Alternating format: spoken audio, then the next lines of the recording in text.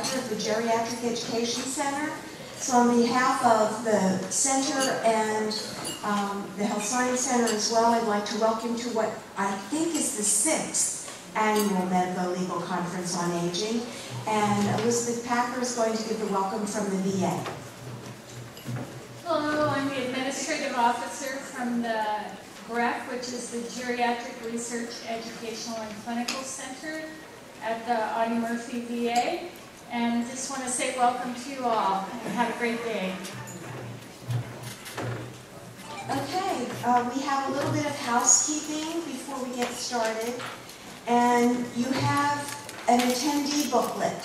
This is today's side. And of course, tomorrow is the annual Conference on Aging, our 33rd annual Conference on Aging. We hope you'll be able to come back for that one as well.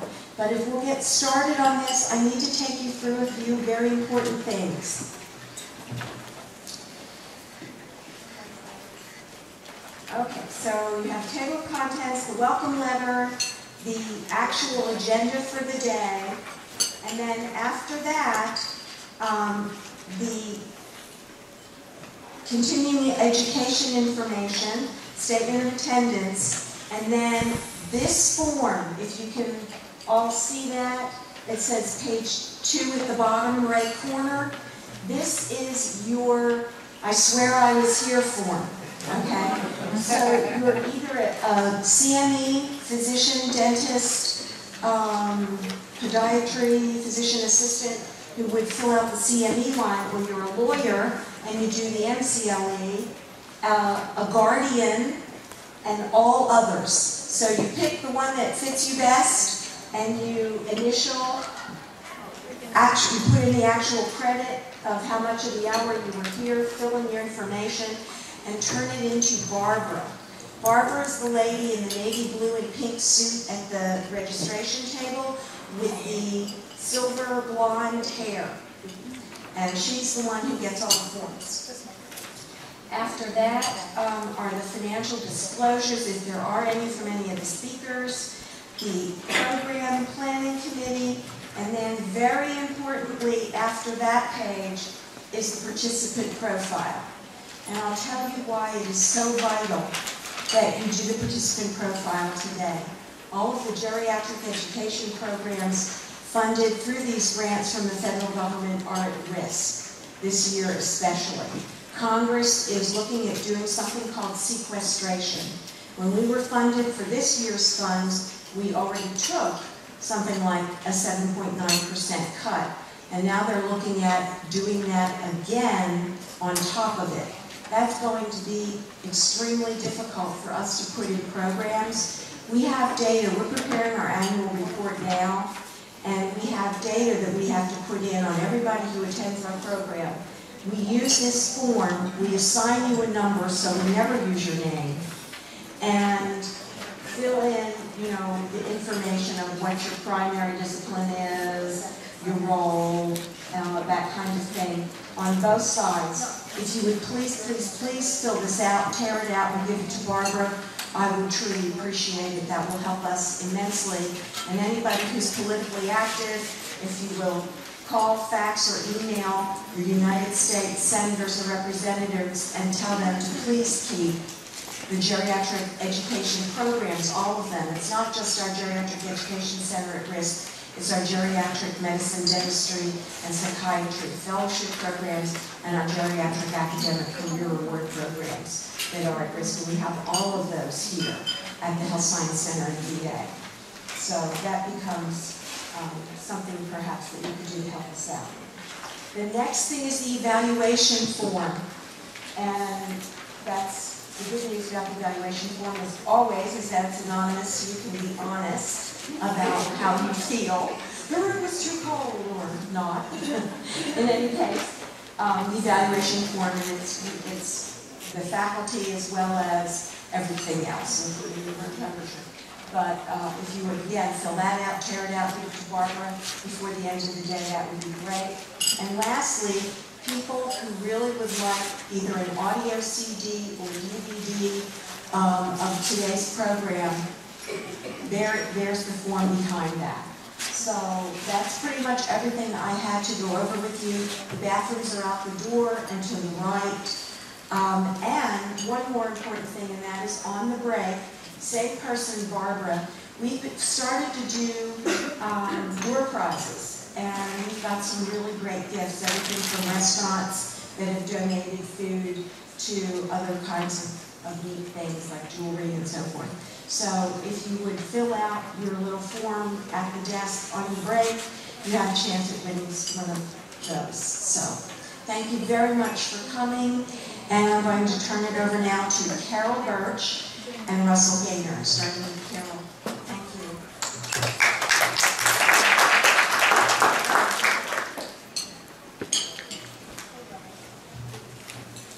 Good morning. I'm Carol Birch, and this is Russell Gaynor. Good morning. He can't speak for himself, so I have to do that. As we begin the conference, Carol, I was wondering, what are the issues that you encounter that are most challenging for you? You know, I think the question of someone's capacity is a real tough one for me. You know, I agree. I've been doing elder care work for over 18 years, and it seems the issues of judging capacity frequently bring about the most challenges. Trying to figure out just when a client can no longer be trusted to make decisions any longer presents some really interesting problems. To help us sort these issues out, related to the topic of capacity, we have Dr. Jason Schillerstrom, an assistant professor of psychiatry at the University of Texas San Antonio Health Science Center. And among other accolades, he serves as a consultant for Texas Region 8 Adult Protective Services, where he performs forensic psychiatry evaluations and studies cognitive correlates of decisional incapacity, self-neglect, and financial exploitation in vulnerable elders. I'm excited to learn about cognitive correlates. I got it. I'm pretty smart.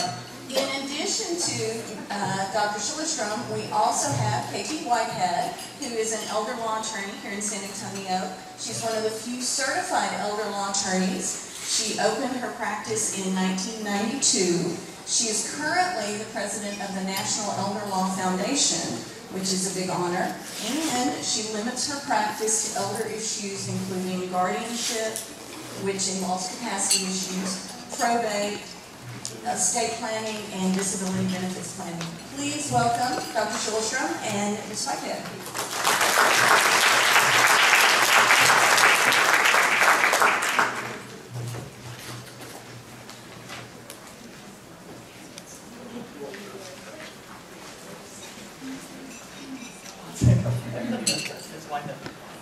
So my name is Jason Schillerstrom.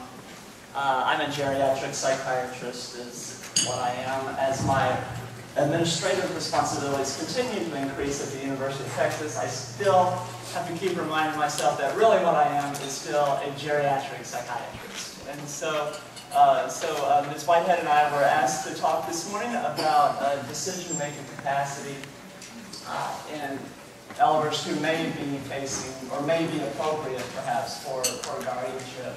So this morning we're going to talk about what we want you to learn is to understand how to apply medical reports in a legal setting, understand the interaction between legal standards and the report, describe the relationship between executive function, decisional capacity, and self-care abilities, and then describe how physicians approach decisional capacity assessments.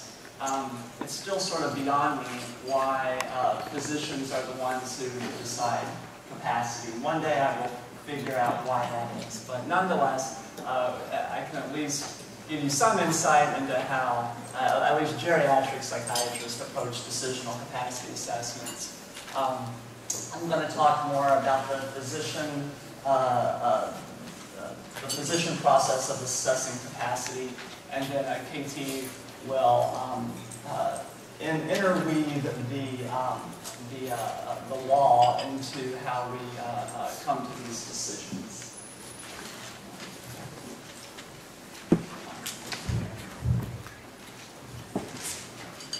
Okay.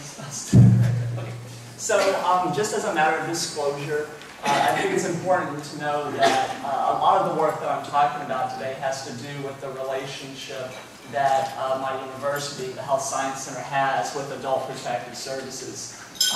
There is a contract between the University of Texas and Adult Protective Services that allows them to consult with me and for me to go out into the field and do their capacity assessments.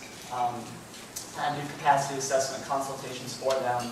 And then the other kind of academic disclosures that a lot of the instruments we're going to talk about today were developed by my supervisor, Dr. Don Roel, who's the division chief for geriatric psychiatry. There's lots of other cognitive instruments out there. The ones we use are the ones that I use, are the ones that I train with, and the ones that I train with are the ones that my boss developed. And there may be better ones, but nonetheless, these are the ones that we use.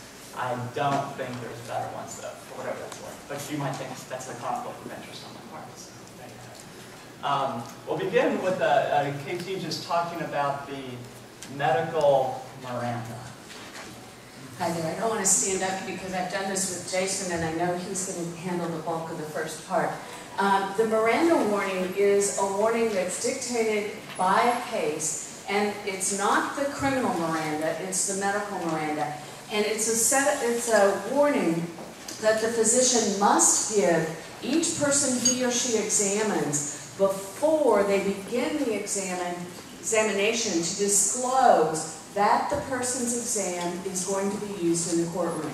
Without this disclosure, there are some legal hoops that have to be jumped through, and the exam won't be able to be used, that's a good sentence, in the court proceeding. The other thing Jason mentioned that I think is, why do doctors get to make the decision? And in Texas, it's a two-step process. The first step is the medical examination, and then the second step is the court declaring them incapacitated. Other states, and this is, I find kind of interesting, allow nurses, social workers, counselors, geriatric care managers to make the assessments and determine capacity. And in Texas, we have said very specifically in our code, it's got to be a medical doctor who's licensed in Texas. Great. So, so a lot of the work that I'm going to talk about is through my the collaboration that we have with Adult Protective Services. Adult Protective Services in Texas is divided up into 11 different regions. Bexar County sits in Region 8, which stretches from Victoria to Del Rio. There's 28 or 29 Texas counties in that band of Texas, and so every Wednesday, Adult Protective Services picks me up on the doorsteps of UT, and away we go into this 28 county region to stamp out decisional incapacity. I do about 100 of these per year for Adult Protective Services, about 100 capacity assessments per year across this region. Yesterday I was in Gonzales, Texas. That was, if you've ever been to Gonzales, Texas, their motto is actually "Come and take it," which is actually what we did for this older man. We came and took him. And so, and then the other place, I was also in Cuero, Texas. And so every Wednesday, I am somewhere in that region helping consult for Adult Protective Services. So the way that Adult Protective Services works is that they are sort of the commandos of social workers. They want to parachute in, assess the situation, fix it as quickly as they possibly can, close the case, and move on. Right? So how many calls are reported to Texas APS each year? How many? 1,500. More? More?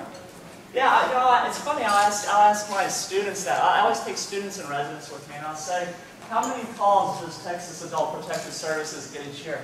And they'll always kind of say the same thing. They'll say, gosh, I bet they get a lot. I bet they get like 1,000 per year.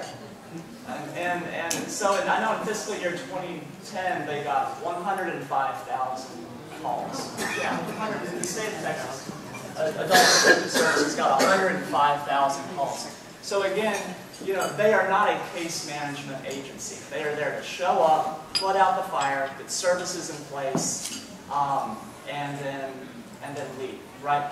But sometimes what will happen is that the client might refuse services, or the client might not be able to utilize services that APS can offer. So for example, if an elder is struggling to manage their medications, Adult Protective Services will go to the drugstore, buy a pill box, show them how to use it, and then they want to be done. But if an elder has dementia, for example, they may not be able to utilize the pill box no matter, you know, what APS does. So if a client is refusing help, or if a client is unable to use the help that APS offers, then APS can ask themselves the question, might this be because the client lacks capacity? And so if they ask that question, if they say, maybe the reason this person is struggling is because they lack capacity, then they can request a capacity consult. And that's the service that I provide for Adult Protective Services. So when I go out into the field, these are the 4 questions that Adult Protective Services wants me to answer. They want to know, does the client have a psychiatric diagnosis? They want to know, does the client have decision-making capacity? They want to know, what level of care does the client need? Do they need an assisted living level of care, a nursing home level of care? Can they get by with provider services? Do they need any care at all? And then the last thing they want to know is the situation so bad that the client needs to be emergently removed from their home, cleared in a medical setting, and then placed in a supervised setting, such as a nursing home? Do they need to be removed from their home until the court system can sort out the need for guardianship? And so these are the questions that I'm asked to answer for Adult Protective Services. I always start with the legal definition of incapacity. So this is the legal definition of capacity. So each state defines capacity in their state law. In Texas, an incapacitated person is an adult who, because of a physical or mental condition, is substantially unable to provide food, clothing, or shelter for himself or herself, to care for the individual's own physical health, or to manage their own financial affairs. And so you might like this definition, or you might not like the definition, but your opinion of the definition is irrelevant because this is the law, right? And so it doesn't matter if I like it or if I don't like it. If I'm asked to testify in court in a guardianship hearing, I am testifying that the client meets the requirements of this definition. How familiar are physicians with this definition? Not at all, right? Most physicians have no idea that that capacity is actually defined by state law. Most physicians have zero idea.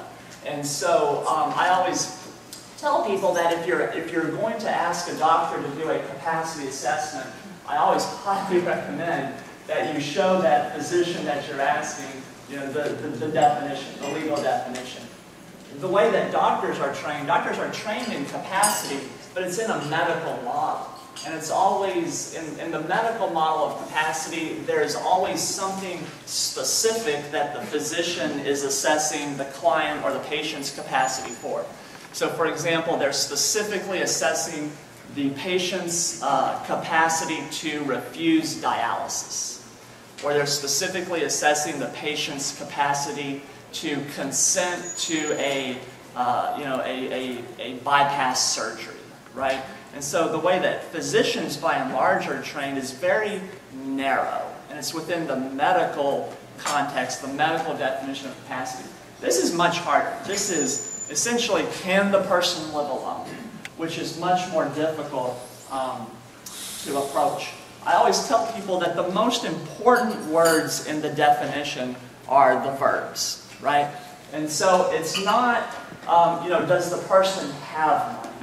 It's, are they managing money, right? It's not do they have food, it's are they providing food, right? Just like it's not do they have medical problems, right? It's are they caring for their medical problems. So the most important, the most important words in the definition truly are the verbs.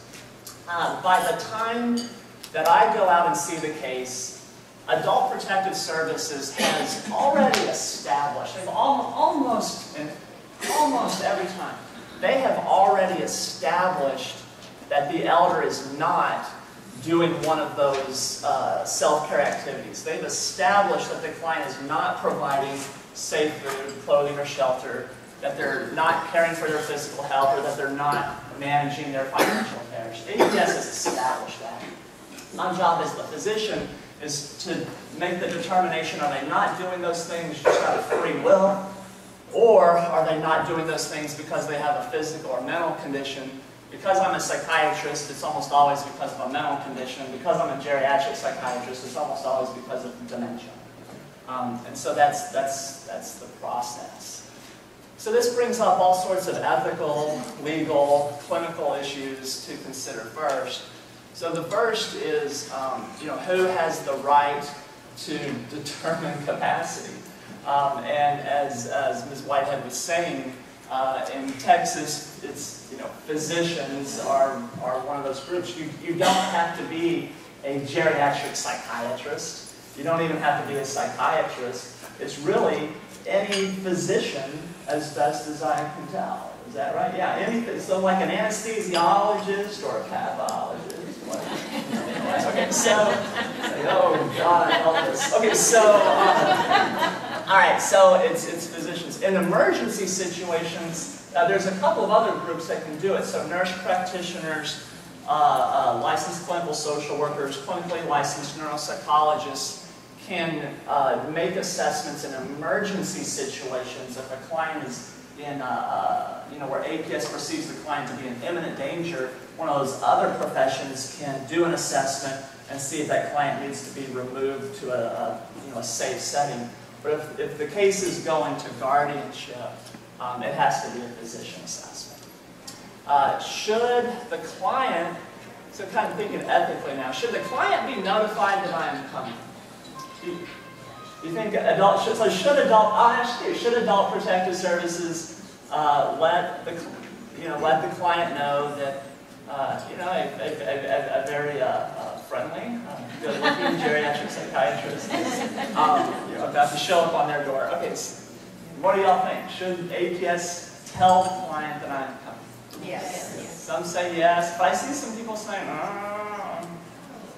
Yeah, for this question, I always defer to Adult Protective Services. So for some clients, APS lets them know that I'm coming, because for some clients, they will look forward to that moment and they will certainly be there. Other clients will go away and they won't be there the next day when we show up. And so I always defer to, APS knows their clients best, so I always defer to APS. As to whether or not they're going to inform the client that I'm going to come. Should the client be informed about the purpose of my evaluation? Yes.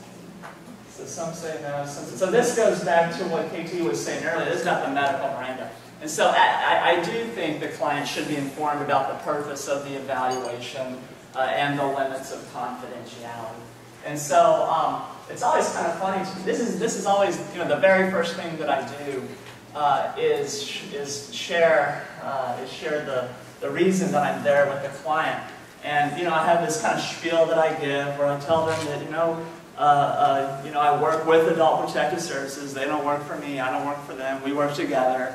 I tell them the purpose of the interview is to assess their problem-solving abilities, their decision-making abilities. It'll inform APS what type of care they may need, if any at all. And then I tell them that, I always tell them that although I'm a doctor, I'm not your doctor. Whoever's your doctor will keep being your doctor. I tell them that normally when you're talking with a doctor, it's private, but in this case, it's not private. I tell them the report I write is going to Adult Protective Services. So I tell them that it's not going to be confidential. And then I always tell them, every time I tell the client, you know, so if I ask you any questions, if you don't want to talk about it, you don't have to. I tell them, you know, you won't hurt my feelings, I won't get mad at you, we'll just move on. And by and large, the modal response is what? It's, Doc, you can ask me anything. I'm an open book. Right? So although it might seem kind of counterintuitive perhaps that, you know, by sharing all of this information that it's not private, that we're doing a capacity assessment, it has never, not once has an elder client ever said, you know, now that you've told me that, I really don't want to talk with you. That's never happened. And so it's usually the opposite. It's, oh, I'll answer anything. You can ask me anything. And I just think, oh, okay. So also kind of thinking about these capacity assessments, you know, we don't do these for free. You know, we don't do these, you know, the University of Texas does not cut me loose for a day, you know, just to be nice or whatever. And so money is involved. So who should pay me? How much should they pay me? Does this bias my opinion? And I always add, you know, I work for the University of Texas, which is a government agency, so to say. It's a state school. APS, of course, is a state department. So I'm always as transparent about this as I can be. And so I can tell you that there is a contract between the two of us. The contract was renewed this September. It's $300 an hour is what Adult Protective Service is. The contract between the University of Texas and me. A typical assessment in county is 2 hours, just to give you an idea. Does this bias my opinion? So does money influence the opinion?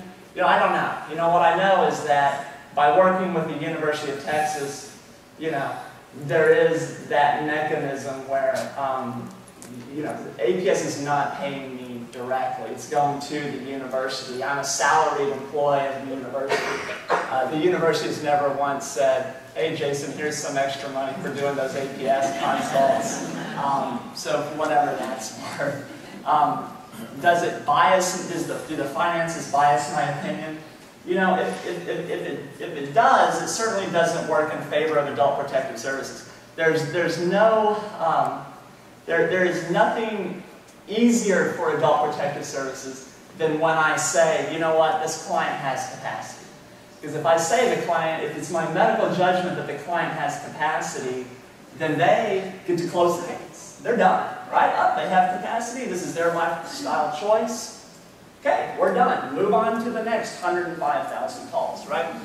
If I say that the client doesn't have capacity, then what I can tell you is that the work really, I mean, the work always begins, but the work increases even much more so for APS. So if it is biasing me, it certainly isn't biasing me in a way that favors the workload, at least, of Adult Protective Services.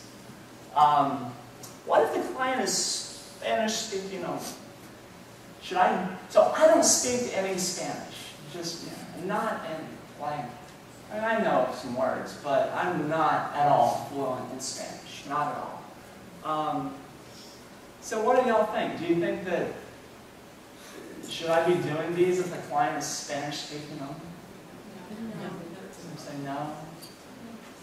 Yeah, you know, I mean, I'm always torn here, right? And so when you look at just sort of medical ethical principles, this speaks to justice, where the benefits and risks of the treatment are made available to all groups within a population. And so, you know, so what you're saying is that I shouldn't do these for Spanish. So I should say I only do it for English speakers. Is what you're asking me to discriminate against non-English speaking clients. That's the consensus. You should take somebody that speaks Spanish. I should take an interpreter. Should I take an interpreter? Yeah, so here I'm always torn. There's no good answer here. So I always think that, you know, if a client, you know, given the potential ramifications of these assessments, where civil liberties can be removed, where a person can lose their right to vote, to marry, to decide where they live, to manage their money, to create a will.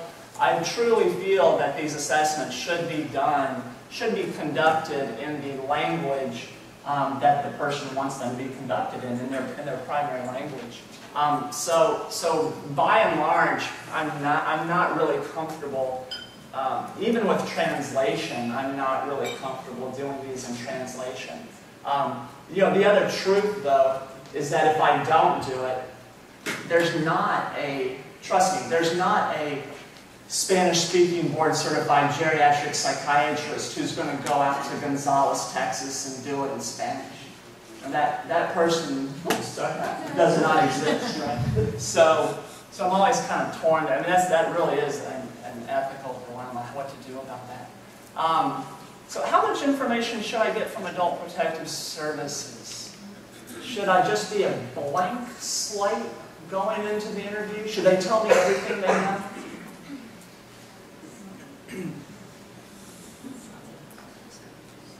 It's like, yeah. You're objective. I'm objective. Yes, I am objective. At first when I started doing these consults, the caseworkers would say things like, well, I don't want to tell you too much because I don't want to bias your opinion. But the truth is that I need Adult Protective Services to tell me everything that they can possibly tell me. So much of the definition of capacity is based upon the disability of the client, that I need Adult Protective Services to share all that information with me. So they really cannot give me too much information.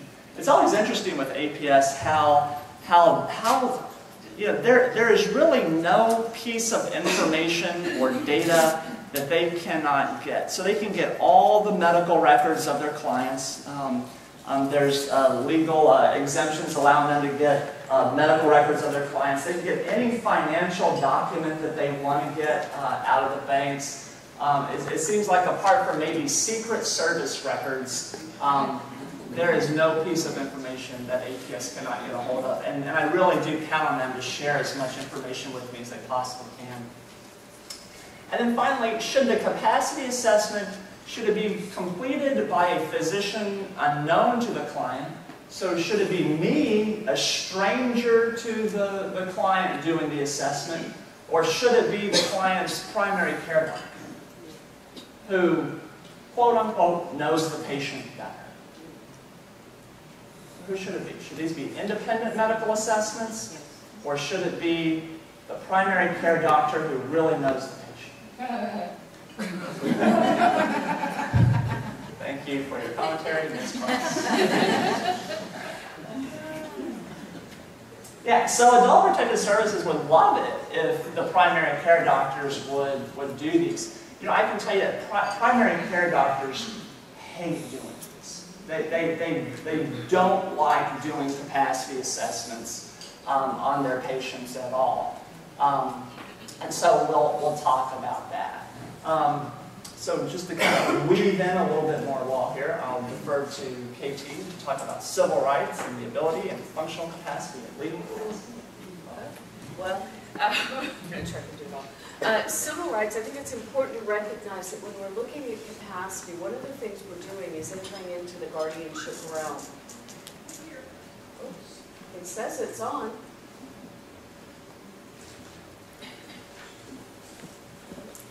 Try again. Hello? Can you hear me?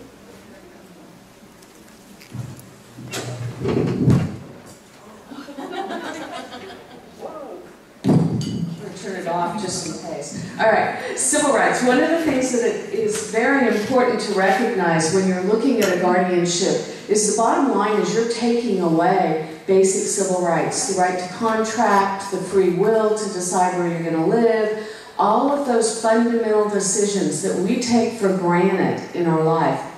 So if you're looking at this, we are making a really radical legal action when we initiate the guardianship and we initiate the capacity issues. So it's very important that we look at it critically and carefully. I know for people who, like myself who do guardianships, I've had people say, well, you sure acted fast. How come it happened like that? And it's like, I may have acted fast, but the situation has been occurring for a long time. So when we're looking at these issues, we're not looking at them in a vacuum, and you're looking at the role of the state to be the paternal person who says, I get to take care of you, versus the free will, free speech, and all of the things we take for granted. And we're going to go through that in great detail when we talk about the various standards for different aspects of capacity. The ability of an incapacitated person to understand incapacity, I think that's Dr. Schillerstrom. I'm going to turn it over to him for that one to come back to, but I'll go on to functional versus legal capacity. In the past, there's been a divide between our definition of capacity and what's actually happening with the person. We're getting closer to narrowing that gap, and what we're talking about is functional being, are they able to do the things on a day-to-day basis? What are they able to do, and what do we need to put into the guardianship for those functional things? So, for example, are they able to write a check? Are they able to contract for the washer and dryer? Could they contract for a car? Could they contract for a house? Those may require different skills and abilities. And so when we're looking at functional versus legal, it gets kind of blurry because you saw the broad definition of caring for themselves and managing their finances. But a lot of times in a guardianship, we get down to the nitty-gritty. I know I have a lady who's in a guardianship who is very capable, but she has a major gambling issue. And her gambling includes giving away her whole life savings. Well, yes, she's able to do a lot of functional things. She can manage if we set up her medications. She can manage that on a day-to-day basis. But she can't understand or won't understand because she is so fixated on the gambling that if she takes a taxi cab, she has to save enough money to pay him. She'd rather mail it off to the Jamaican lottery. So those sorts of things of getting stranded at the post office make you say, okay, where is that functional capacity? Can this person handle certain parts of their day-to-day life, or do we need to intervene and take away that ability to contract and handle money? The ABA has a book out, and I reference it in your paper, and it's a handbook, and it's drafted in a joint committee by psychologists and attorneys. And it's a very helpful, very practical book, and I would highly recommend it. You can go online and download it. It's now about 7 years old, but it's still extremely helpful. And it talks about integrating all the factors at hand. What they're saying is we need to look at not just contracting, not just what's going on in their house. We need to look at the support systems. We need to look at the whole structure. So I think that's why Dr. Schillerstrom was talking about giving as much information as possible before you walk through that door. I've had people survive really, really well. This same lady who's running around giving all her money away managed in her home for almost a year because she had a very good neighbor who offered her the support system she needed. With nominal payment, this saint took her to all her doctor's appointments, checked on her, allowed us to have a baby monitor that went between the two houses so we could monitor what was going on and if there was a fall. But those are the kind of factors that you've got to look at, is to see what are the overarching support systems and how is this person functioning on a day-to-day basis. And it can have a major impact on the flip side, which is what do we do in the courtroom and how do we handle it.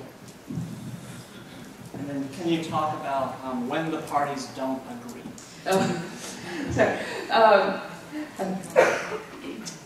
I get to do 2 or 3 things during this talk, but the rest I'm going to turn back over. When parties don't agree, and you're in a court system, you wind up oftentimes in the guardianship and trying to... Thank you. Can you hear me now? No, they're shaking their head in the back. Okay. I think I hear the echo.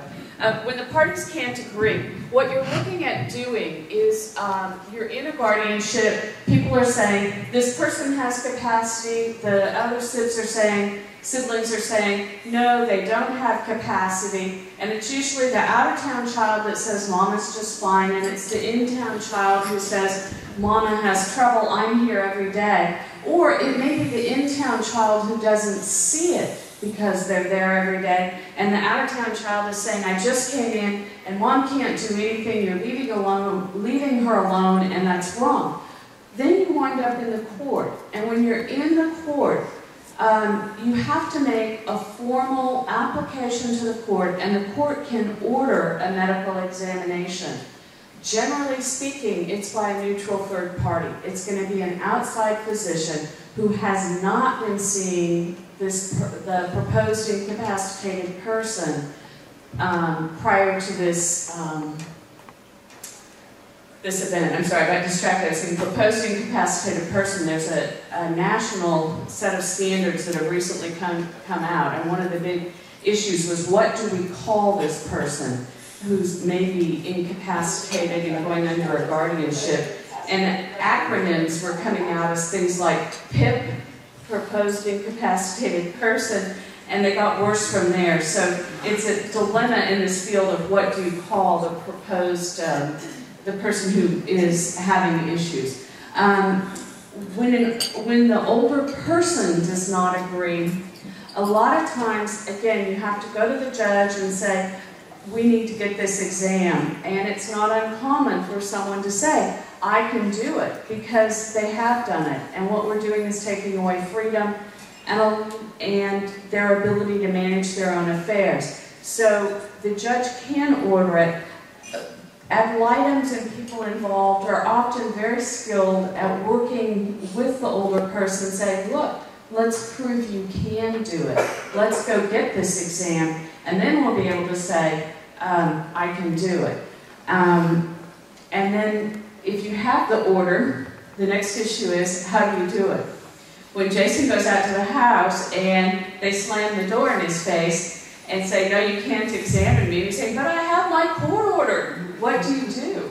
And that is always the major question, and there's no one right answer. And I'm going to let Jason tell you how he gets in the door.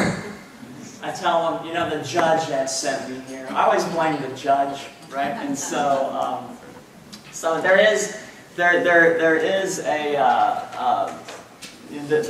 an art to establishing trust to do the interview. I think the other truth is that I probably do about a third of these out on the front porch, where I don't even go into the client's home. And so sometimes there's just resistance by the client to have me go into their home, and I'll say, you know what, I don't even have to go in your home. We can just talk out here. Would that be okay? And that alone usually kind of, yeah, sure, it's a nice day. Okay. So so that usually settles it. Going back to what KT was saying, a lot of times, it seems like every time the court prefers for a third party physician who doesn't have a relationship with the client to do the assessment. APS is fine if is very fine having the primary care physician do it. They're willing to do it. So many primary care doctors just don't want to do it. When you talk with primary care doctors about capacity assessments, not the first thing, but one reason that frequently comes up is that they don't get paid to do it, right? So these take a lot of time. They don't get paid to do it. Primary care doctors can only bill Medicare or other third-party insurances for the delivery of a medical service. This isn't a medical service. This is a forensic service, and you can't bill Medicare for that. The risk of subpoena, primary care doctors hate going to court. One thing is that they have to close down their clinic for half a day to go to court. Often they're notified the day before that court has been postponed, and so now they have, you know, the next day with an opening in their schedule and no patients, and so it's a financial drain there. And they just do not like being asked questions by attorneys. They don't like that. Y'all are very nice, kind, respectful people, but primary care doctors, it makes them anxious. Primary care docs have little training in capacity assessments, and it's not a routine part of their job. How many hours of continuing medical education does your typical primary care doctor get in decisional capacity assessments? Like none, right? Primary care doctors, their continuing medical education is in how to manage chest pain and blood pressure and cholesterol. It's not in how to do decision-making capacity assessments. Again, these assessments are very different from the medical model that I talked about before. It's, can the client live alone? Which is a much broader question than what they're used to assessing, which is, do they have the capacity to consent to this medical procedure or refuse this medical procedure?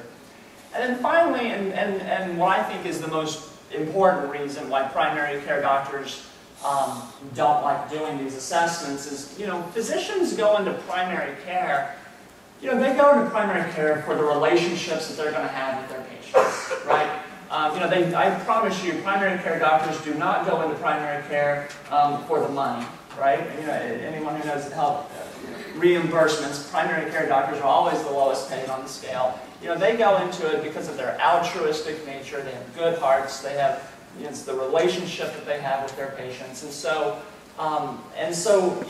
they go into primary care to work with patients. And as soon as a capacity assessment or capacity question comes about, it can feel like you're no longer working with your patient. It feels like you're working against them, and they did not go into primary care to develop adversarial relationships with patients, right? So those are common reasons why primary care doctors just would rather not be involved. That's not true for all of them, but for many it is. So what I'd like to do now is just to start to walk through a typical case that I see and just kind of bring about some of the issues that we face when we're doing these capacity assessments. So this was a 77-year-old woman referred to Adult Protective Services for neglect. So APS picks me up, and in the car ride over to the person's house, the APS caseworkers tell me that their home is filled with garbage, it smells like feces and urine, there's no electricity, no water, no phone. The elder is not seeking medical care because there was some confusion with a Medicaid, Medicare issue, and somehow something happened and they ended up with neither, and so they're not getting any medical care. And then APS is also saying that the sisters, the client's sisters, don't feel like the home is safe. They really want her to move. They feel so certain that the home is not safe that a sister actually padlocked the front door to not let the client into the home. But then the client broke a window out of the back room and was climbing in and out of the window or something like that. So the family is putting pressure, I say pressure, but the family is voicing concern for their sister to Adult Protective Services. They're telling me, APS is telling me, again on the car ride over, that she's been diagnosed with dementia, perhaps, in the 90s by a primary care physician. They know that she has asthma or was treated for asthma. They don't know anything else about her medical history. APS has asked if the client is taking medications, and the client tells them that they're not. This person was born and raised in San Antonio, never been married, no children. Children's always kind of a funny thing. When you talk to Adult Protective Services about children, about having children, they kind of split down the middle, right? And so half of the Adult Protective Services caseworkers say, oh yeah, you want to have lots of kids, because if you have lots of kids, surely one of them will step up to the plate when you're old and will take care of you, and you'll be okay. And then the other half of Adult Protective Services caseworkers say, no, you don't want any kids, because all they're going to do is take your money, sell your car, put you in a nursing home, and so I have 4 kids, and so it's too late for me. but maybe for some of you, you can still save yourselves. All right. We know that the lady was a retired salesperson. She worked in a department store, and she retired from that job. She has a high school diploma, no history of substance use. And so when we show up to the home, we show up to this is the outside of her home, and there's just all this like piles of garbage out in the front. There's all of this trash up in her front yard. There's a lot of bottles up here. This is her front porch. There's all these bottles. These bottles, a lot of them are filled with urine. Remember, she doesn't have any water, she doesn't have any water, her toilet doesn't work, and just kind of one leads to another. So there's all this trash and garbage and stuff. This right here is just a picture of her water pipe, which has a big hole rusted through it. So her water's been cut off. So again, she has no utilities. If you ask the patient, you know, I always ask the client, I should say, I always ask the client, what are some ways that Adult Protective Services might be able to help you? How would you like them to help you? And so what this client says is she would really like it if Adult Protective Services could get this tree out of her yard. Right? So you know, all of this is going on, and yet she just, that tree fell, and she said, I have no idea how I'm going to get that tree out of my yard. And so, so she wants APS to call a tree service, perhaps, and remove that tree. And other than that, she'll be okay. If you look inside her home, it's just filled with bags and bags and bags and bags and bags and bags of garbage. This is her bed right here. That's her bed, and this is just all this stuff that's on top of her bed piled. So her home is just filled with trash. And so that's what we know. So given the information that APS is giving you, and given what you see, where would you go from here? What would the first question be that you might ask? So the first question is, can we talk outside? Right? So this is one we're going to talk outside. Okay, I cannot sit in all of this. It's just too much. Right? So what types of questions might you ask her if you wanted to assess her capacity? Do you have family? Do you have family? She has sisters who just don't think this is safe, and they really did padlock that door. And so she has family, but she doesn't have children. She has sisters, elders as well. What else might you ask? Who feeds you? How do you eat? How do you eat? Where do you get your food from? That kind of thing. Those are good questions. What else? Are you able to do your EDLs, activities, living, bathing, cleaning? So are you able to bathe yourself? And we know she doesn't have electricity and plumbing and all of that, right? But maybe she's going somewhere else, maybe, and taking care of that. Sure. Good. Yeah. So we always. Excuse me. I'd ask her, how does she see her life? Yeah. To kind of get it from her perspective, because that would really kind of give you an idea of her capacity to. I mean, you already see it. But. So yeah, what you're suggesting is that you're going to kind of see what sort of insight she has. What is her self perspective? Does she perceive this to be a problem, or is this fine? Right? Yeah. And so one of the ways I'll ask that question sort of is I'll ask the client, are there any health or safety problems that your home may have? And he's like, So we talk with the client. She acknowledges that she's not seeking medical care for at least 3 years. And again, she cites this Medicare and Medicaid thing. She says she would like a cleaner house, but she says she doesn't want anything in her house clean because there's some savings bonds somewhere in all of that, and she doesn't want those savings bonds to be thrown away. And so she's just going to leave things like they are until those savings bonds are located. She agrees that her home is messy, and that's the word she used. It's messy. I have 4 kids. I know what a messy house looks like. So she sees her home as messy, but she's unable to identify any safety hazards in the home.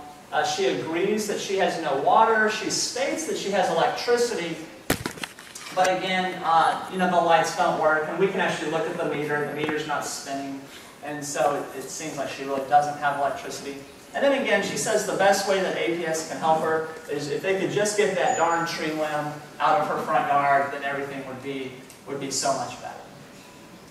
On her mental status exam, she's thin, she's frail, covered in filth, smells like feces and urine. She has severe temporal atrophy, suggesting that she's undernourished. She's very easy to engage. She's honest. She's you know, no speech abnormalities. She doesn't seem depressed. Her thought processes are illogical. Her insight is, as you were suggesting, her insight's poor. She can't identify any safety hazards or see anything as a problem. She can't identify any needs. And again, it's that tree branch is just, she can't get that tree branch off her mind. Tree branch. And so what I want to impress upon you is that this lady, she is highly alert and she is highly verbal. And in Western culture, this is a Western cultural thing. In Western culture, if you are highly alert and highly verbal, then you have capacity, right? That is a cultural phenomenon, right? This goes back to the Greeks, right? So someone would go up to Socrates and say, does this person have capacity? And Socrates would say, well, they're awake and they can talk, so I guess they do. Right? And so in Western culture, if you're alert and verbal, then you're just presumed to have capacity. We have 2,500 years of neuroscience to inform us that there may be more to having capacity than just being awake and able to talk. The other cultural consideration is, you know, how much risk is any society willing to tolerate? And it's not my job as the physician to decide that. Whose job is it? The judge. It's the judge's job to decide that. And I can tell you that across the 28 counties that I go to for APS, different societies are just willing to tolerate different things. So, you know, Del Rio is different than Bernie. And Kerrville is different than Cuero, right? And so ultimately it's up to the judge to decide how much risk society is willing to tolerate. You know, and sometimes, you know, things that are, you know, through my eyes seem silly, it's okay with. You know, some groups are okay with. So, you know, I've seen decisions where, you know, the judge will make the determination that the elder has capacity for nothing other than driving. They can't vote, they can't marry, they can't manage their finances, but it's okay for them to drive, right? And so, you know, in Texas we elect our judges, and so if the citizens of one community decide that they don't want demented elders driving through their school zones, then, you know, they can always elect a new judge, right? And so that's how Texas works, right? And so again, it's not my job, it's the judge's job. And my job is to give the judge my most honest, best medical impression. And then finally, another cultural consideration is that, you know, their memory seems fine, right? I hear that all the time. Well, their memory doesn't seem that bad. And again, memory, the importance of memory even, is also a very kind of Western cultural thing. You know, we can just sort of, we know what memory is, we can appreciate memory loss, and if memory seems fine, then they must be okay. And, you know, I can tell you when I was talking with this lady, her memory seemed fine. It did not seem grossly impaired when I was talking with her. So we've done an interview, we've talked to the client, what are we going to do next? Make a report? Huh? Right? Write a report? Write a report. Not there yet. We're still going to do some stuff with the client. So, what we're going to do is we're going to start to probe her functional abilities and her cognitive abilities. And so for functional abilities, we're going to ask, it was mentioned that, what we ought to be asking her is, we ought to be somehow assessing her ability perhaps to get food, to shop, to manage her instrumental activities of daily living, to ask her, to assess her ability to manage money. So how do you assess that? How would you do that? So would you say, ma'am, can you drive a car? Yes, I can. Right? So there's self-report. You did some one visit? One visit. This is all one visit, 2 hours or less. Yeah. So how are you going to assess your functioning? Give her some examples. Pretend you're driving and you see a stop sign. What would you do? I would stop. You pass. Right? So you can measure instrumental activities of daily living through self-report. The problem with self-report is that in epidemiological samples, elders will overestimate their abilities relative to their true abilities. You could ask for, like, family, right? So you said, does she have family, right? And so we could ask the sisters, what can she do? That would be proxy report. The problem with proxy report is that oftentimes in epidemiological samples, the idea of caregiver burden influences the report. And so you get statements like, my dad can't do anything. I have to do everything, right? And so they underestimate the ability of the elder. In adult protective services, you have a special problem, which is for proxy report, they can overestimate their ability. So, for example, they can say, oh yeah, my dad knows how to manage his money. Yeah, he knew exactly what he was doing when he wrote me that check for $50,000. He's fine, right? So we use performance-based assessments where we challenge the clients with specific tasks. We challenge them to demonstrate to us how to use a phone book, how to write a check, how to read a bill, how to use a check register. And then neuropsychiatrically, we do memory testing and problem-solving testing. And so then you can ask yourself, what cognitive functions, are essential to decisional capacity? Is memory important? Is orientation important? To manage their finances, maybe they have to know math, right? And so you can ask yourself, which of these cognitions, what cognition is really essential to decisional capacity? And one of the learning points I hope you take away from this presentation is that it's executive function. This cognition called executive function is the cognition that best explains decisional abilities. And so we can talk about what that is. So executive function is that set of cognitive processes that allow you to act independently from your environment instead of having your behaviors mediated by the environment. You don't want the environment to control how you behave. You want to behave independently from the environment. When people become executively impaired, their behaviors are controlled by the environment. That's the first thing that happens. The other thing that happens is that they become very dependent. They become trapped by their habits and their routines. So as long as they're operating within their routine or their habits, things are usually okay. The disasters happen when they start to operate outside of habit and routine. And so, common examples that I'll give, that sometimes people can relate to are things like, drunk driving. So when people are intoxicated on alcohol, they are frontally impaired. They are executively impaired. And so it seems like every year there's a tragic event where a police officer will have pulled someone over on the side of the road at 3 in the morning on Loop 410, and then from out of nowhere another motorist will come behind, plow into that officer's car, kill the officer, and people will say, how could this have happened? The officer was off to the side of the road, he had the lights flashing, how could that person not have seen the officer?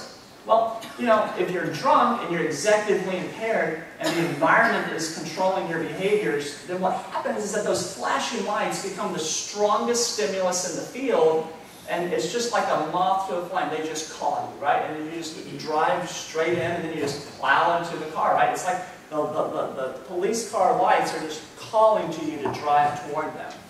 A lot of nursing home behaviors are explained by executive impairments in similar ways.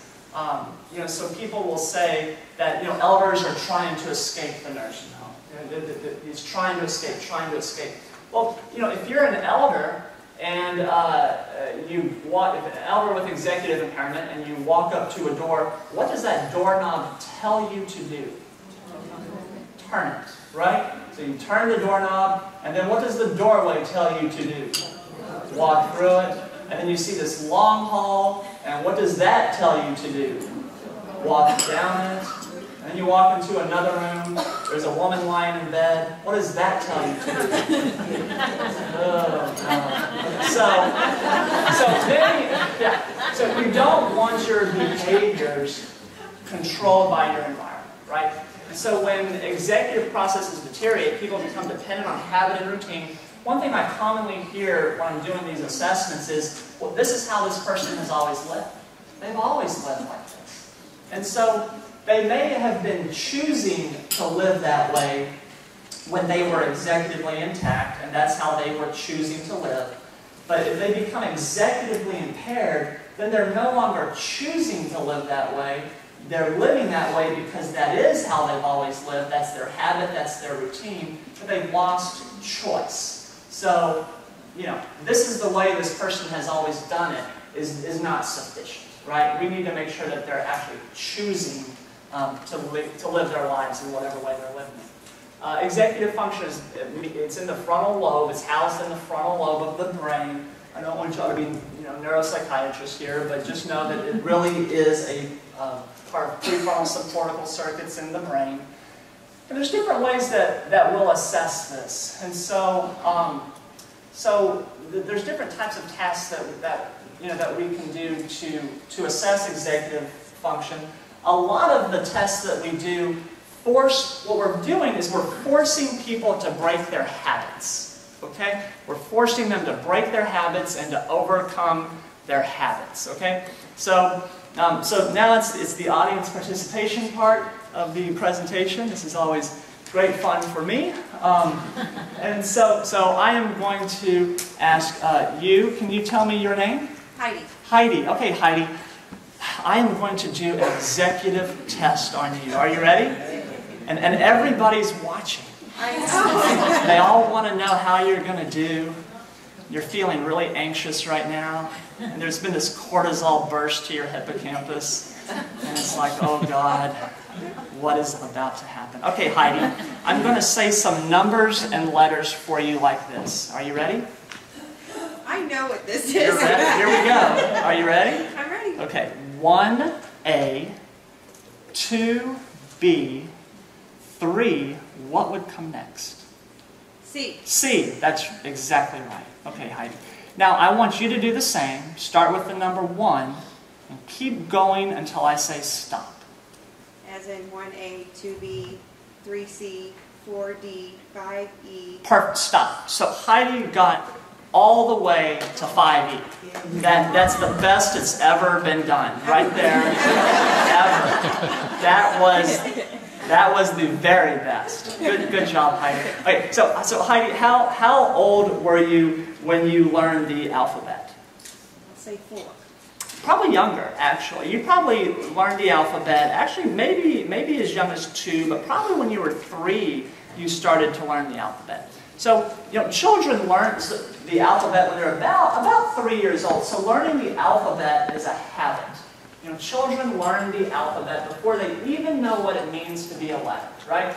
And so that's why, like, you know, small children, they'll kind of blur letters together into words, right? So they'll say, like, elemental P kind of comes out as like one word instead of L, M, N, O, P, right? And so learning the alphabet is actually it's a habit. Counting to 10 is also a habit. You probably learned to count to 10 about the same age, about the age of 3. So you can ask a 3-year-old to count to 10, and they'll count to 10. But if you throw like 7 marbles on a table and say, how many marbles are there? They'll do one of 2 things. They'll either say, I don't know, or they'll say 1, 2, 3, 4, 5, 6, 7, 8, 9, 10. Right? So what we're doing is we're forcing you to break habits. We're forcing you to go from one habit to another, to break the habit, to go back and forth. And that's the executiveness of it, right? It's not, do you remember to count to 10? Do you remember your alphabet? It's, can you break the habits, right? other examples. So let me see here. So can you tell me your name? Kelly? Okay, Kelly. So here's what I want you to do, Kelly. What I want you to do is, so Kelly, I just want you to tell me the color of the blocks that you see. So some are green, some are red, some are blue, okay? And I just want you to, you're going to start here, and you're going to tell me the color of the blocks, and once you get to here, then you're going to come down to here and just go that way. And I want you to do as quickly and accurately as you can, and I'm going to time you, okay? Everybody's watching. Are you ready? You sure you're ready? Okay. Go. Green, red, blue, green, blue, red, blue, green, blue. Perfect. That was exactly right. She said all the colors exactly like they were meant to be said. There was not a mistake, and it took you about 2.5 seconds to do that. Right? Okay. The same thing, Kelly. So now I just want you to read the words, start from here, go all the way over here, and then I want you to start down here and go all the way over here. And again, I want you to do as quickly and accurately as you can. Make no mistakes, and I'm going to time them also. Are you ready? Okay, go. Red, blue, green, red, blue, green, blue, green, red, green. Perfect. Not a single mistake. Again, the best that's ever been done. That was awesome. Okay, Kelly. So now what I want you to do is I want you just to tell me the color of the letters. So you're going to tell me that. So here you can say green. And I want you to go as quickly as you can. Don't make any mistakes. And again, I'm going to time you. Okay? Are you ready? All right, go. Green, red, blue, green, red, blue, red, green, red. That was the best. But could you feel your brain hurting? Yeah, right. So, that's right, you could feel your brain hurting. And so, people are, we are verbal animals, right? And so we see, this is saying green, say green, I'm green, I'm green, I'm green. And there's a part of your brain that has to say, no, you're not green, you're blue. So I'm forcing you to break habits, right? So the part of your brain that actually allows you to do this, it also happens to be the part of your brain that allows you to keep your poker face. It's the part of your brain that allows you to, so if you're driving down, whatever, Wurzbach, and a policeman pulls you over for driving, whatever, 46 and a 40, there's a part of your brain that's saying, oh, I was only going 6 miles over the limit, I have all these important things to do, this is not my day, I was passed by people going 50 miles an hour, and this isn't fair, and I'm just so mad and angry, and yet when the policeman comes up to you, what do? You say, officer, here's my license, my insurance, I hope you're having the nicest day as I am, right? And so, and again, when people become executively impaired, they're not able to preserve their poker faces, are they? They just kind of wear their emotions on their sleeve. So again, what we're doing is we're forcing people to break habits when we do executive testing. Probably the instrument that we use the most is called the executive interview. It's scored from 0 to 50. The higher your number, the worse you're doing. These are the ranges that people will score. So young adults will score in like 0 to 7, LA retirees 8 to 14. Assisted living would be 15 to 22. Cut point for FLs at 15 or higher. So I always use my children, y'all have seen me talk before maybe, and I always use my children as examples because they're fabulous examples of executive impairment. And so, when my oldest daughter was 4 years old, she got a 24 on the exit. She got a 24 on this. So when my oldest daughter was 4 years old, was she managing her money? No, she wasn't. Was she managing her medications? No, so she's not managing her money. She's not managing her medications. Was she bathing herself? Oh, the audience is kind of, maybe. When my daughter was 4 years old, did she ever say, hey Dad, it's 7 o'clock, I'm going to go upstairs and take a bath, I'll be down in 20 minutes. No, right? I'd have to say, honey, it's time to take a bath. And I have to walk her up the stairs, I have to turn the water on, put her in the bath, right? Now, she's not going to drown herself, right? She's not going to drown, she's 4. But when I came back 10 minutes later, had she already shampooed her hair?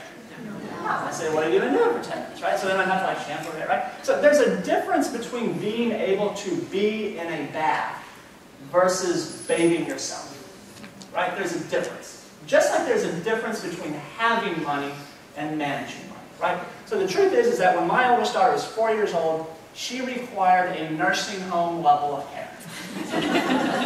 Right? She couldn't do any of her instrumental activities of daily living, and she needed help with even some of her basic activities of daily living, right? But when my oldest daughter was 4, how was her memory? Great. It's awesome. It's outstanding. How was her her psychomotor speed?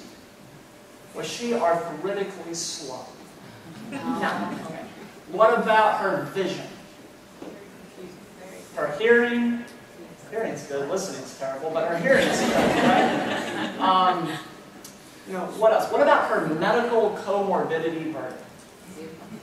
You just have to. She doesn't have any. She doesn't even have asthma, right? So if if medical comorbidities, memory, vision, hearing, memory, whatever, if these things were important, then the world would be ruled by 4-year-olds, right? Because they are better than you at all of these things, right? They're certainly better than me. But the world's not ruled by 4-year-olds because their judgment's terrible, because they can't problem solve their way out of a paper bag, right? Because they don't have executive function. The brain isn't fully myelinated until you're about 23 to 25 years old, right? Car insurance companies know that, right? And if you have teenage drivers, their ability to drive is not about their psychomotor speed, their memory, their problem, it is about their problem solving ability, but they're, are they feet long enough or whatever? It's all about judgment, right? So another thing that we'll do is we'll do clock drawing to assess for executive impairment. This is the clock form right here. Essentially what we're going to do is we're going to ask the person to draw a clock that says 1:45 and set the hands and numbers on the face so that a child can read them. Now once they start drawing, and this, I don't think these are new slides, I don't think these are in your handout.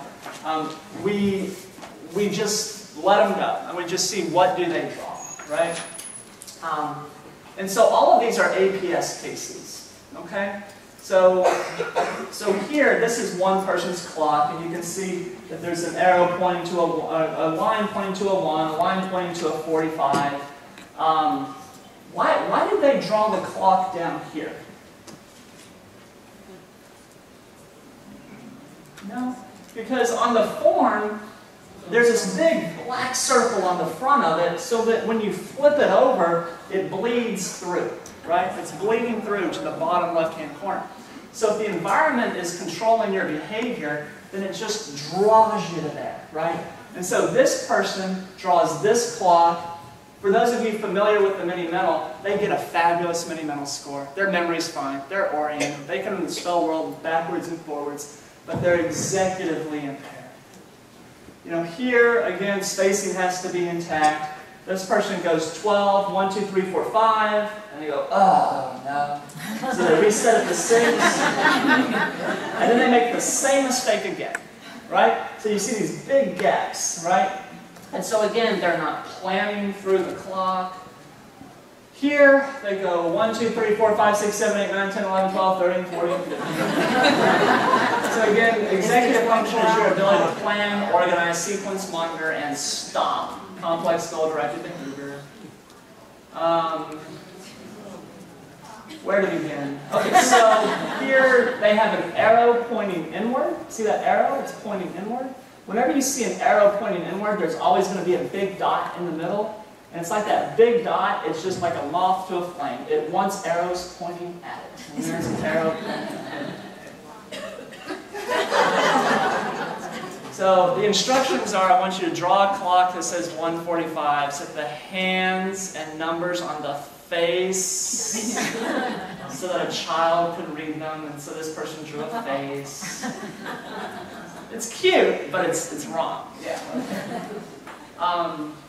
This is when my son was 7, this is his clock. Right? So he drew a clock that says 1:45. Right?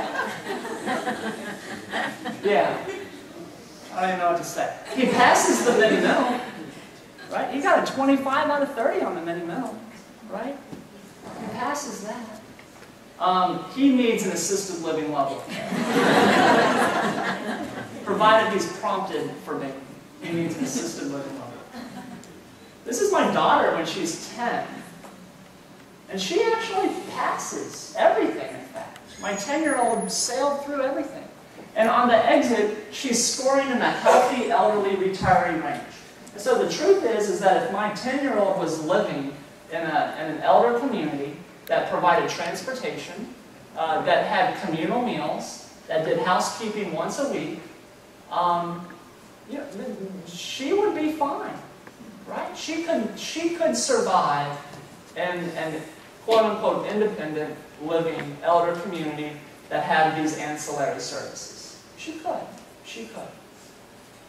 Okay, so if we look at executive function, what I want you to know is that executive function, study after study after study after study shows that executive function is what predicts self-care abilities. Because the legal definition in Texas of capacity is so dependent on self-care abilities, then it's just this natural proxy. So when people become executively impaired, they start to lose capacity across multiple domains. This becomes important because I'm always asked, more specifically, do they have the capacity for medical care, to manage their finances, can they vote? And when people start to become executively impaired, they lose capacity across everything. If they're still doing these activities, it's because they're supported by habit and routine, not because they're just independently functioning in that way.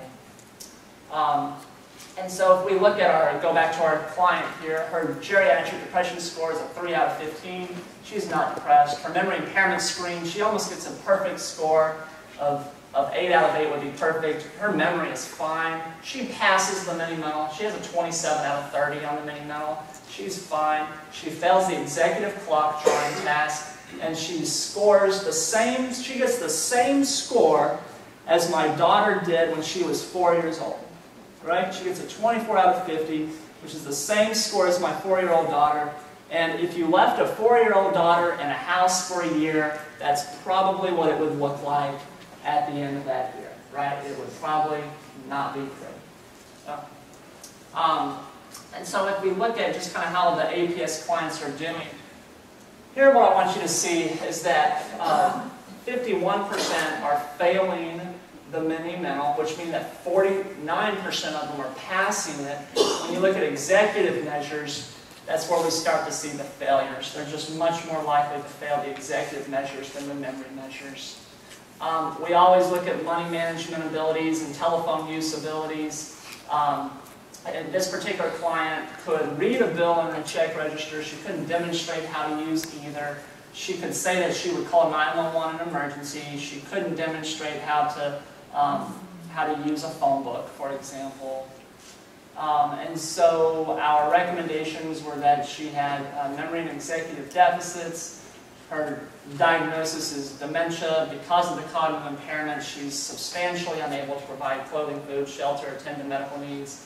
She doesn't have capacity. Her physical condition, she's undernourished, feces on her hands and clothes, living environment, in my opinion, poses an imminent threat. So she's one that we emergently remove from the home. This always goes to, if the APS agrees that the person needs guardianship, they refer the case to DADS, Department of Aging and Disability Services. They then send me a form to fill out where I'm asked whether or not they have the capacity for all of these specific things. For the physicians in the audience, I can tell you that the courts absolutely love it when the physician says that the client has no ability whatsoever in any domain except to consent to medical treatment. That always goes over well with the judges. So again, if someone is incapacitated in several areas, chances are good, not always, but are good, they'll be capacitated in everything. So I'm going to refer back to KT Whitehead to bring us through the legal examples of the case. Okay, the next question is, and we'll see if I'm dexterous here. I'll probably fail because I have 3 things to keep track of. The first question is the legal issues for assessment. What are we doing? And we're looking at our ability to determine living arrangements, make medical decisions, finances, pay bills, drive, and state of preference. We're going to look first to see, do we have any legal options outside of the court? Our job and our duty legally is to maintain the least restrictive environment. And so the first thing we have to look at is there something short of a guardianship? If the person is out of the home and they're in a medical environment and they're discharged to a nursing home, APS has found out there are no monies, do we need anything beyond checking to see if we can do a surrogate decision maker? A surrogate decision maker is a statutory authority, and it goes to people who do not have medical directives. And what they're allowed to do is to step into the shoes of that person and make decisions for the lady in case one, I'm going to call her Myrtle, to make decisions for Myrtle. And so what they get to do is they look around, and 2 doctors have to certify in the medical chart that they do not have capacity to make the medical decisions. Then you can turn to the surrogates. The surrogate is first the majority of the adult children, or excuse me, the spouse, then the majority of the adult children. Women always seem to be single at this point, so I forget there is a first choice. The spouse, the majority of the adult children that are reasonably available, and then it goes down to next of kin, and then it goes down to clergy and other friends in the community. And that last one gets really squirrely, but there may be someone who's appropriate. It may be a longtime minister, a priest. It may be the next door neighbor who's been the best friend all of their life. And there may be no one. In Myrtle's case, she had 2 sisters. So we would turn to those sisters and ask them to make decisions for Myrtle. Their decision is to be based on what Myrtle would have wanted if she could express it. If they don't know what she would have wanted, then they revert back to what is in her best interest. So they have a duty to pretty much balance those 2. Myrtle probably would have wanted to go home. That's really not an option on the table. So the sisters would be looking to see if they can make medical decisions for her.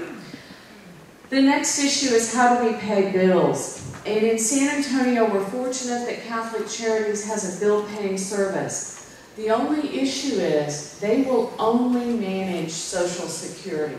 They do not have the ability to manage pensions, which would be military pensions, civil service pensions, teachers' retirement. They only have the ability to manage Social Security.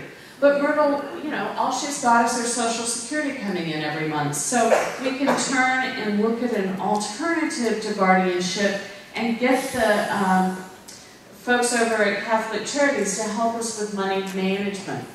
Next, we can look and see if in that house, in those garbage bags, we can find a medical power of attorney, a financial power of attorney, a trust, or if we as a group can sit down and figure things out.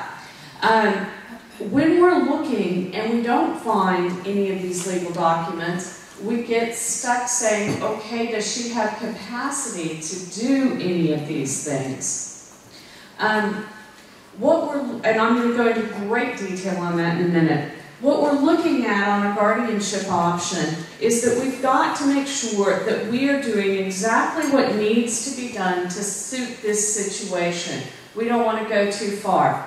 So for example, I tell people there's sort of like a matrix of 4 options. There's the permanent guardian of the person, the permanent guardian of the estate, the temporary guardian of the person, and the temporary guardian of the estate.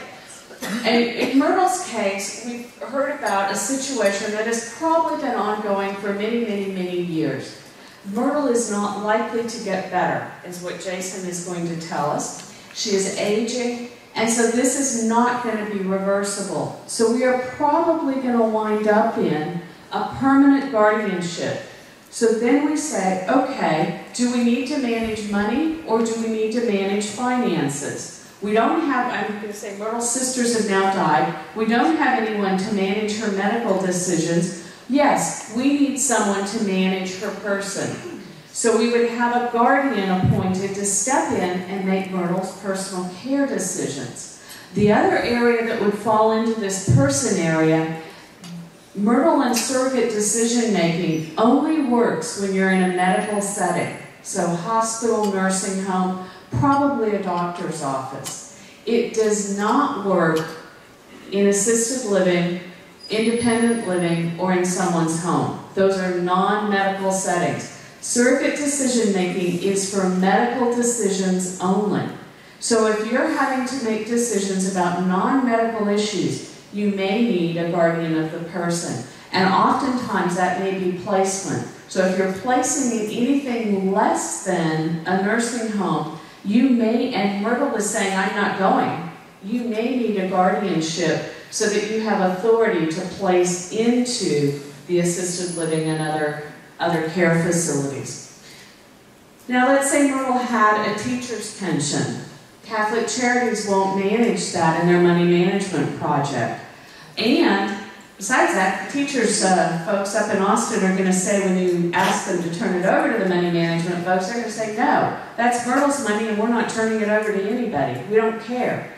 And so then we wind up having to get a guardianship of the estate to manage Myrtle's pension. And that allows someone to have legal authority and to go in and take care of the paying of the bills and managing of the pension. It also comes down to managing things like finances that can include investments, checking accounts, savings accounts, because you may be able to manage with receiving the check from Social Security, but the bank's not going to let you have access to the account because you have no authority. So you wind up in this sort of no man's land where nobody has authority and you're having to go to court and request authority so that you can care for the finances. The next level is the temporary guardian of the person in estate. And in Myrtle's case, what's happened is she's in an emergency situation. APS has the authority to remove her. But if you're not in an APS case and your family comes in and says, here's where my sister is, what do we do? Then you may wind up saying, you know, I don't know what's going on, but it appears we have an emergency. Judge, can we get a medical report? And the judge may send out Dr. Schillerstrom to do it. And then we come back and say, Judge, here's what the report says. We need to get a guardianship so we can get her out of this situation because she's refusing. So we wind up in a temporary guardian of the person. The next question, of course, is where are we going to put her and how are we going to pay for it? So then you need to have access to the finances. And so that's why you wind up in those temporary situations. The temporary guardianship by law can only last for a limited amount of time. Technically, or the first case scenario, it's 60 days and you need to convert it to permanent.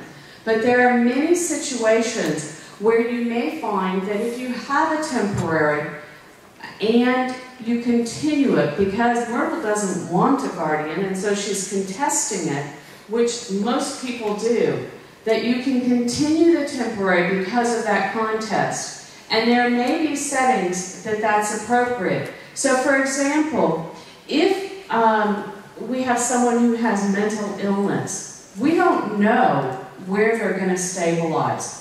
We do know that they were walking down Bandera Road at 102 degrees in their bare feet and had started at downtown Texas and they're now at 1604 and they're suffering from delusions that they're Jesus Christ. Well, that we know, but we don't know once we get them in the mental health institution how stable or where they're going to wind up. But we may have to access their finances so that we can pay the bills and keep their house going and make sure that they don't have access to that money, because when they get it, they give it away to the religious group down in Corpus Christi that sends them shower caps with hands on it.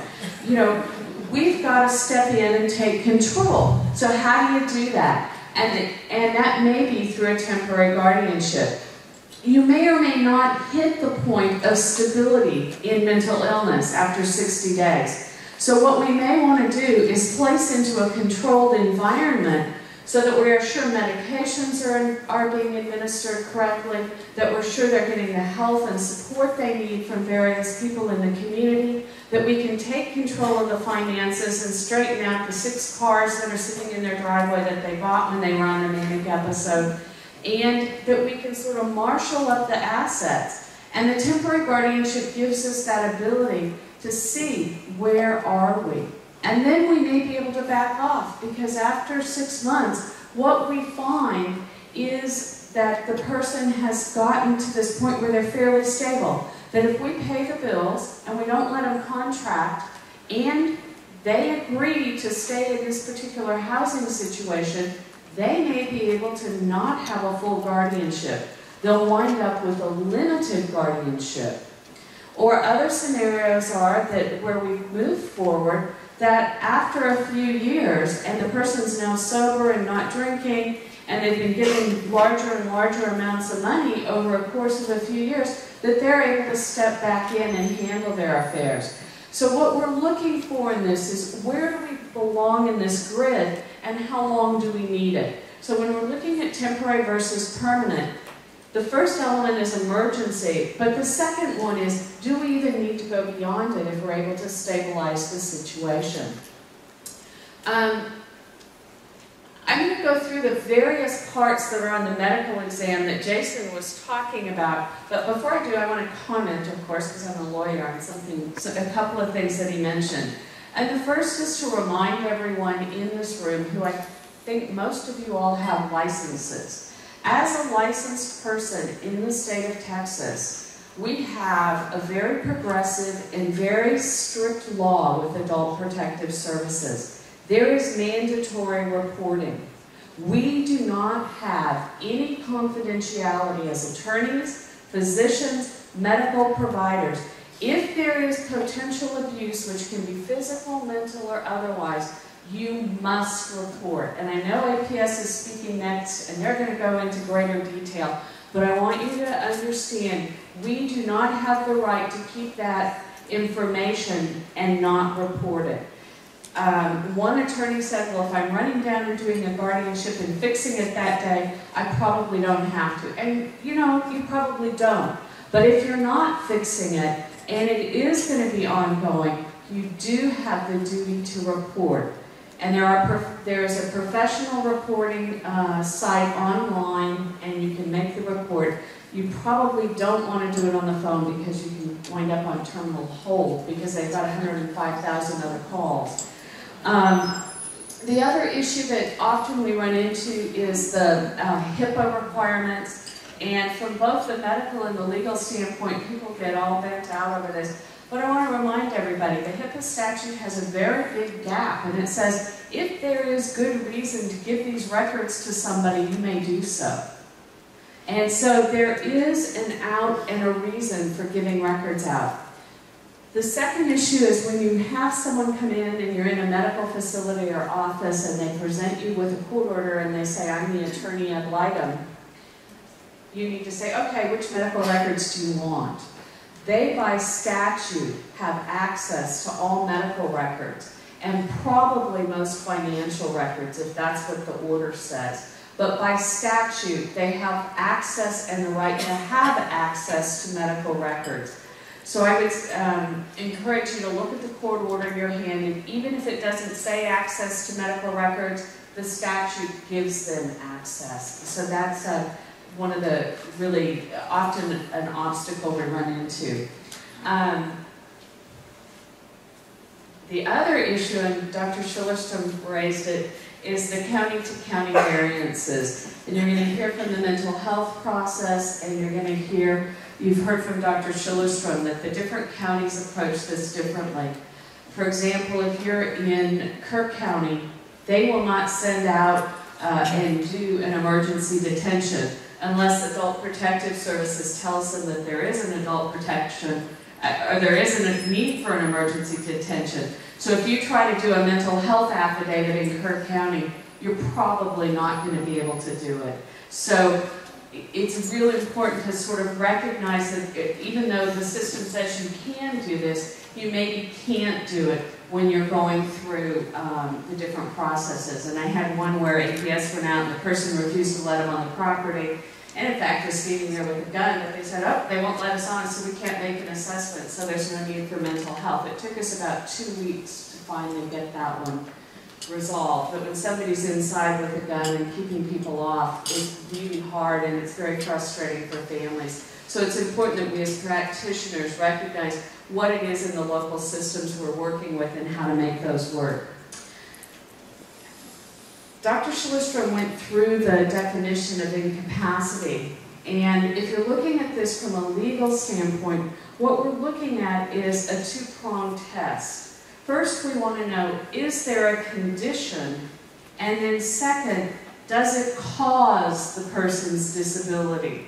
So in other words, I may have impaired executive functions, but is that what's causing me not to pay my bills every month? And I think Jason is going to say yes, but as a practitioner, if you're defending one of these suits or as a physician and you have some question about that, you may say, well, they have early Alzheimer's, but it is not causing impairment to the level that they need a guardian. And so that's one of the spots we often wind up in when we're looking at trying to help someone.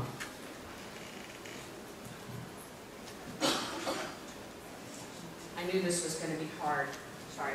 We usually do this with a table and I get to sit and talk at the same time. The next issue is what we're looking at is incapacity as the evidence. While the medical report is going to be the driving factor, when you're looking in the guardianship situation, the court's going to also look at what other facts do you have. For example, my lady who stayed at home, she wound up in a guardianship, but we were able to leave her in her home with, and in fact the court order said I had to leave her there for a certain period of time because there were safeguards put in place to maintain her in the home. So what we're looking at is the surrounding evidence and not just whether or not they have capacity. We're also looking at whether or not there's a pre-existing condition. Is there something that's causing this incapacity? You know, do we have hydroencephalopathy? Did I say that right?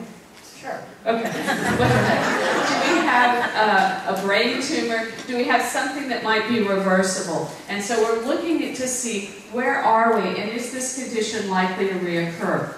So when you're looking at a medical report, it may on the face appear to be pretty conclusive, but it's really important that we look behind it. And the next question is, do we have capacity to contract, which is what's up on my board. This is probably one of the most fundamental and driving questions in a guardianship, because what we're looking at is the ability of the person to make business decisions and decisions about their life. And as I mentioned earlier, we may be looking at different levels. What we may be looking at is, can I give them $100 every month? Are they going to manage it? Are they going to take care of it and be able to spend it? Or are they going to go to Walgreens and buy the green card, put it in an envelope, and go to the post office, mail it off, and walk out without any money and have the cab driver calling my office asking to be paid? If that's the case, they probably can't manage that small amount of money. But if we're able to give them small amounts and they spend it reasonably to go to the beauty parlor, to maybe buy the thing when they go to the dollar store and that sort of thing, okay, they're doing fine. But then when we get into higher functioning things, what we're looking at, can they manage the checkbook? That's probably the next incremental step. Do they understand that just because you have checks, you don't necessarily have money? Or could they handle a credit card? Can they take that credit card and understand that the bill is going to come in at the end of the month and their $100 isn't going to cover it? If they can't understand that, then they can't have it. And a lot of times you wind up with practical reasons why you can't give someone a credit card. And it doesn't have anything to do with capacity, and it's important to be aware of these issues. If you go to most of the stores around town, they have what are called floor limits. If your credit card charge at that store does not exceed the floor limit, they're going to let it go through, regardless of the fact that your credit card has a $500 total limit for the month.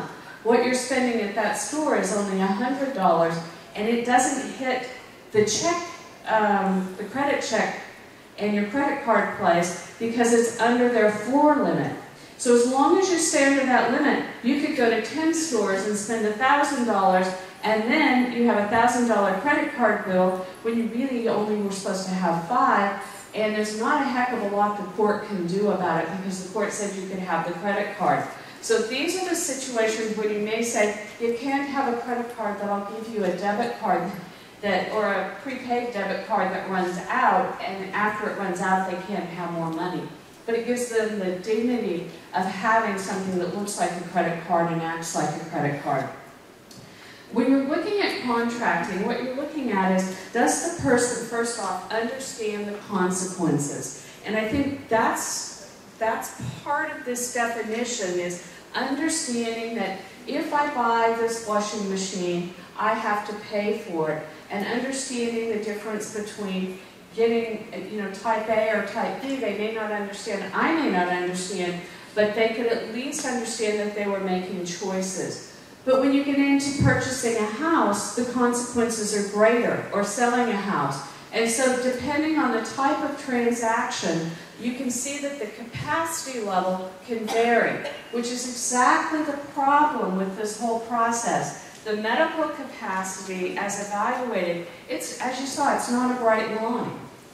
And from day to day, it may change. It may not change large enough to give us someone who has capacity or doesn't have capacity, but it changes. So it's very important that we look and make sure what's going on and how far can they go. So oftentimes, poor Dr. Schillerstrom gets on the witness stand and we're saying, well, how much money can I give her? Could I give her $300? Could I give her $1,000?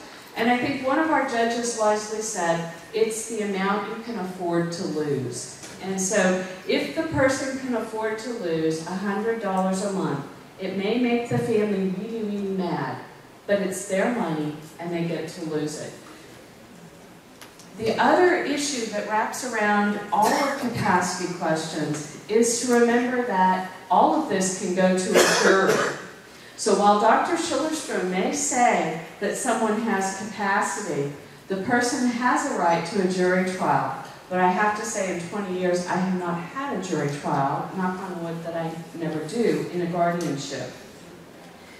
If someone does contract and you have an issue with incapacity, the contract may be voidable. If you have a guardianship and the person goes out and contracts, you have a void contract. For some reason, a few years ago, I had several young men and one woman who kept buying cars. And I got so I knew the one Honda dealer here in town, and I'd call up and ask to talk to the manager, and he'd go, okay, which one is it this time? But it was like, cars are one of those things that everybody wants. It's a real freedom thing. So the contract is void if they're in a guardianship, and I've had it down to the minutes on my file marked order. So make sure that you get your orders and you have your letters, because they are void. It doesn't mean that you can necessarily get rid of them. I've already gone through this. The next aspect, and this is one of my favorite, is donative capacity. And this comes up when somebody comes in and says, well, Myrtle meant to give me all the savings bonds. And you're saying, Myrtle, did you mean that? Oh, yeah. Myrtle, do you understand that you don't get any of that money back? Oh, no, I didn't understand that. And so if you have donative capacity, the ability to make gifts, it's a clear and convincing standard. And by law, that means that you're 75% certain, or 80%, it's not quite as high as a criminal standard, but that you are very certain that that person understands that they are making a gift, they've given the gift, somebody's going to accept it, and that they're never, ever, ever going to get that money back. The court is so, has always been very guarded with this, And it's my favorite legal standard, because what the standard says is that the court will jealously scrutinize any gifts that are made. So if you want the court to jealously scrutinize something, you know, take money from an older person who may have marginal capacity. But when they're jealously scrutinizing it, they're going to look at what's going on. If you hold a power of attorney or are in a confidential relationship, they're going to presume that any gift that was made was unfair. So that if there is any gift, they're going to say it was unfair. And they are going to review it for abuse. So if you have someone who's an agent under a power of attorney or a trustee, it's incredibly important that you look at whether or not they've made gifts during the time period, because that's a big no-no. The next issue that we get into is the ability to create a trust. One of our alternatives to guardianship is the ability to create a trust that can manage the money. Now you can go in and have the court create it, but if you create the trust as a court-created trust in the guardianship, you have reporting responsibilities. And one of the things that people will do to avoid a guardianship is to set up a trust and fund it so that they wind up not needing to have the guardianship and without the expense of reporting. So what we're looking at is, does that person have the ability to sign it? And there's sort of a kind of iffy standard, and generally it's interpreted as the same standard as for contracts. So if you're creating a trust, while the creation of the document itself may have a slightly lower standard, what you're looking at is, how am I going to fund the trust? How am I going to transfer the money or the assets or the property into trust? And so you have to look at the next action, not just the trust, but how are you going to get everything in there? So does that person have the ability to transfer the $100,000 bank account? Do they have the ability to transfer the brokerage account? So you're looking at the next transaction, not just the creation of the trust, but the ability to fund it and actually use it. And that does get into the contracting standards. So if you're looking at creating a trust, you're looking at higher level functioning. And again, I have my favorites in this talk, and voting is one of them.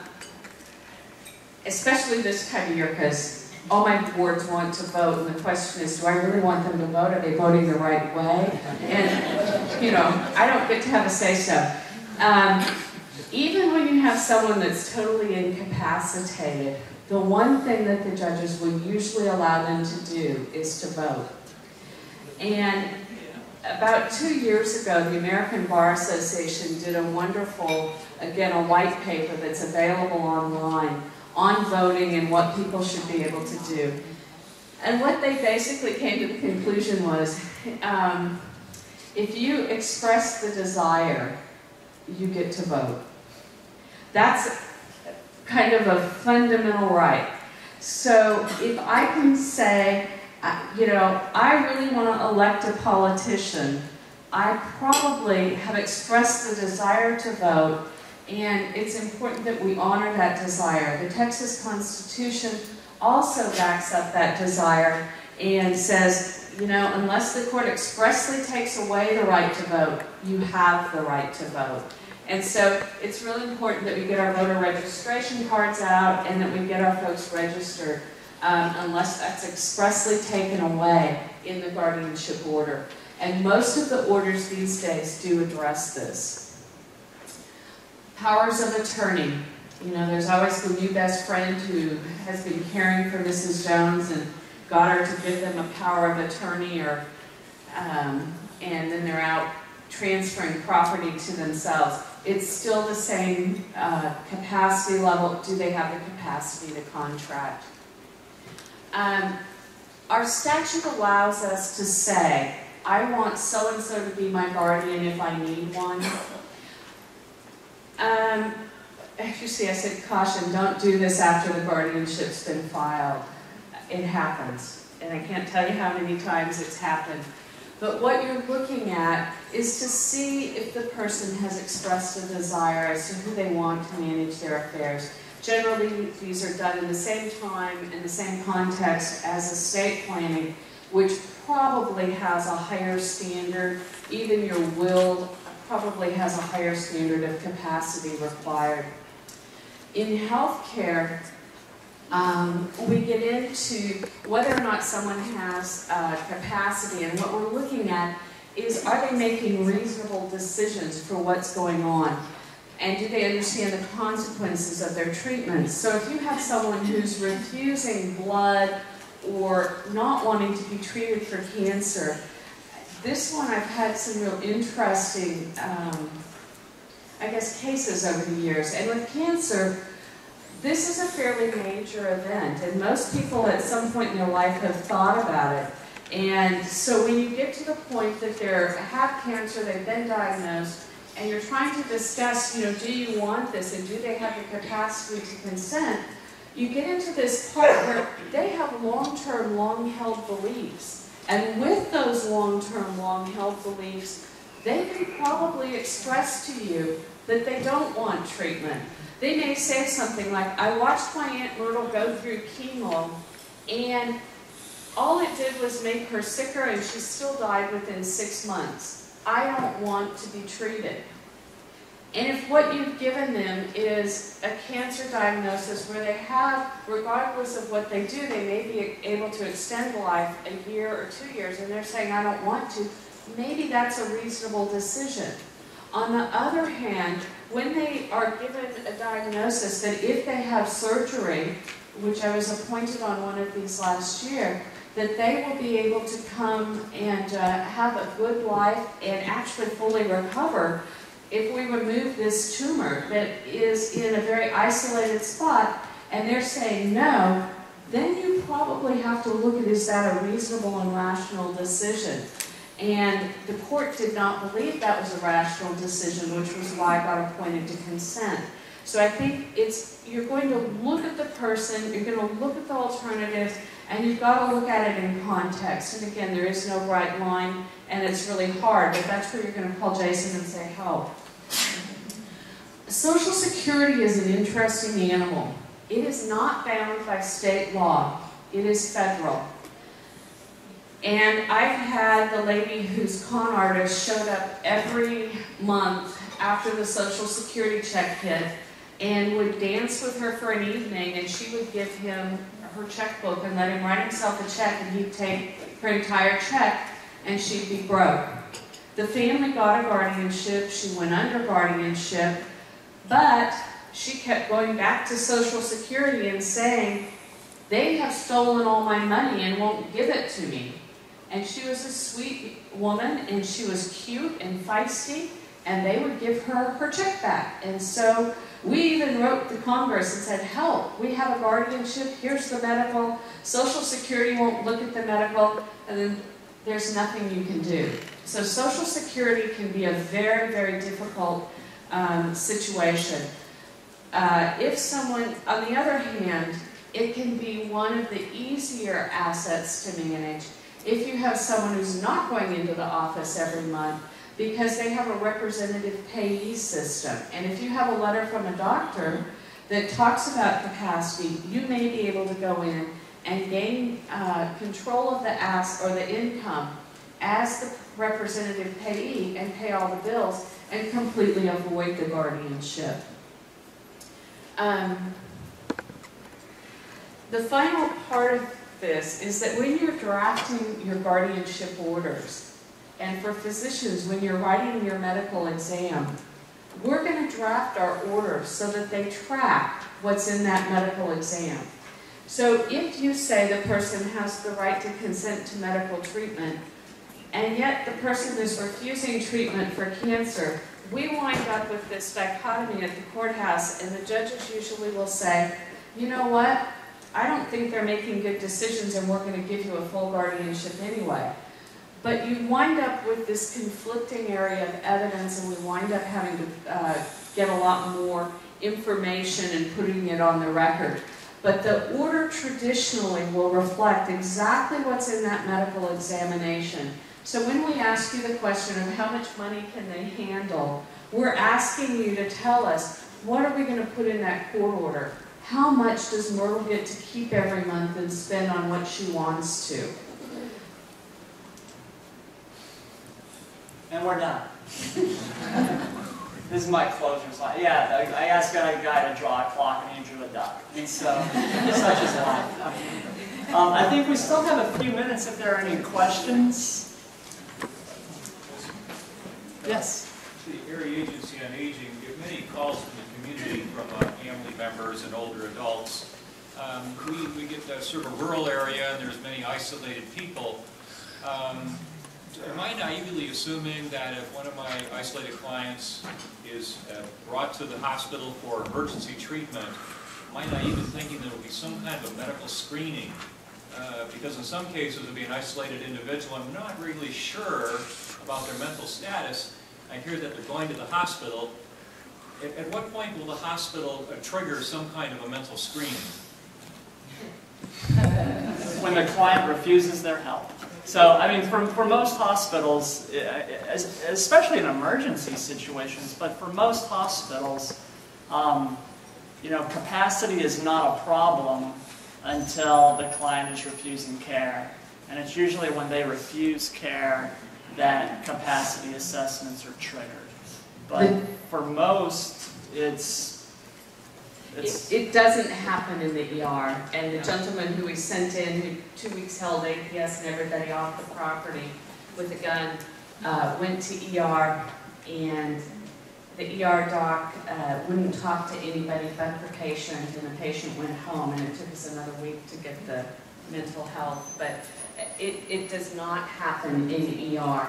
And one of the reasons is that they need to move them out. And if they find out they're incapacitated, then they have someone they can't discharge because they can't consent to placement and going home. So as an attorney, you know, I know I've gotten a call on Memorial Day on my gambling lady, and they wanted to discharge her because she wanted to go home. And she had been in the hospital but was raising such hell in the hospital, they just had it. And I said, well, who's going to care for her? And when the hospital can't answer that, and they're saying, well, aren't you? I'm like, I'm her guardian, I'm not the caregiver.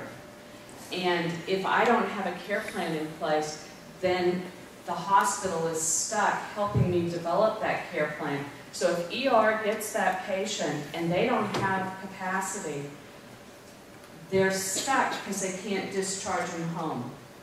And the question is often not asked at the ER level, where is this person going? So what you wind up with is that revolving door. The lady that I'm talking about was in the hospital 6 times in 6 weeks, and we finally got it stabilized, and it's now been over a year. So I think it's one of those things that, in terms of cost to the healthcare system and as a whole, it costs a whole lot not to be getting those exams. The cost to the hospital is a whole lot less because they're not getting those exams. So one of the things that needs to happen is these cases need to be getting referred to adult protective services, and the exams need to be being given. But again, the problem is the cost of the facility. Thank you.